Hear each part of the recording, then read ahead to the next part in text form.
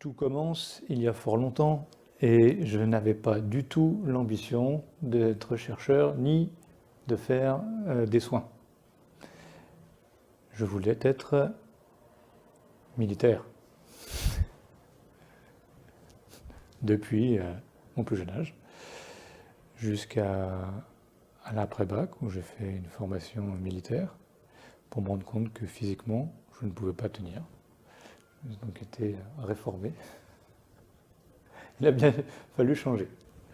Voilà. Et donc je me suis orienté vers la recherche en sciences biologiques, pour lequel j'ai fait un doctorat, une expérience américaine, et j'ai été confronté à faire des recherches de plus en plus fondamentales.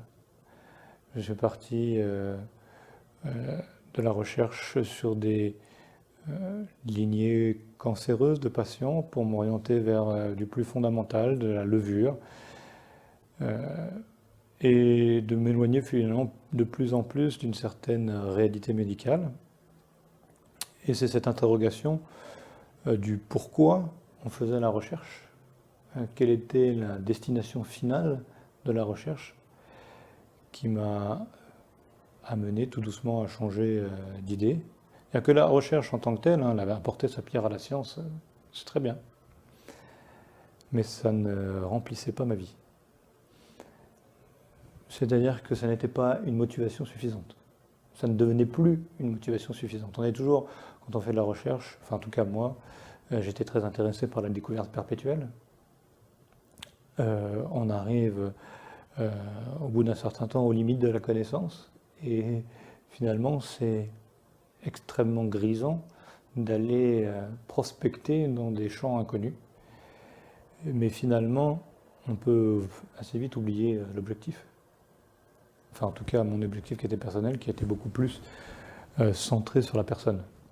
J'avais plutôt une approche de la recherche finalement personnaliste, plutôt que simplement bêtement, entre guillemets, bêtement universelle.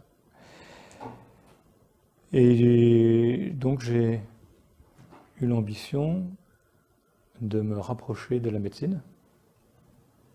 Et à ça, c'était quand même un petit peu, j'avais un environnement, on va dire, porteur, puisque mon père était chef de service en cancérologie.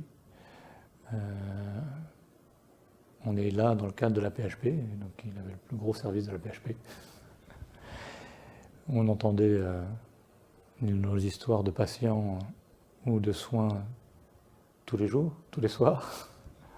Et donc j'ai quand même baigné dans les progrès médicaux de sa recherche toute ma vie. Et c'est aussi ça qui m'a motivé, en fait, mon virage intellectuel fondamental associé à cet environnement m'a amené naturellement à travailler, à m'orienter plus vers donc, la médecine et à faire ce pas de la recherche fondamentale vers la recherche médicale. C'est là que je me situe actuellement. Je sais que ça va encore beaucoup changer ces prochaines années vers une médecine personnalisée et c'est là que je veux me situer. On va de plus en plus vraiment associer le traitement à l'histoire de la maladie du patient parce qu'on connaîtra mieux sa maladie. Et c'est vraiment, comme je sais que c'est dans les dizaines d'années à venir, ça va être ce qui se fera dans le futur, c'est là que je veux être. Et donc participer à ce développement. C'est pour ça d'ailleurs que on développe au sein de la structure là une plateforme de biomarqueurs dans cette ambition-là, ce qu'on appelle la recherche translationnelle. Donc voilà pour mes motivations, essentiellement centrées autour d'une recherche de la personne, autour de la personne.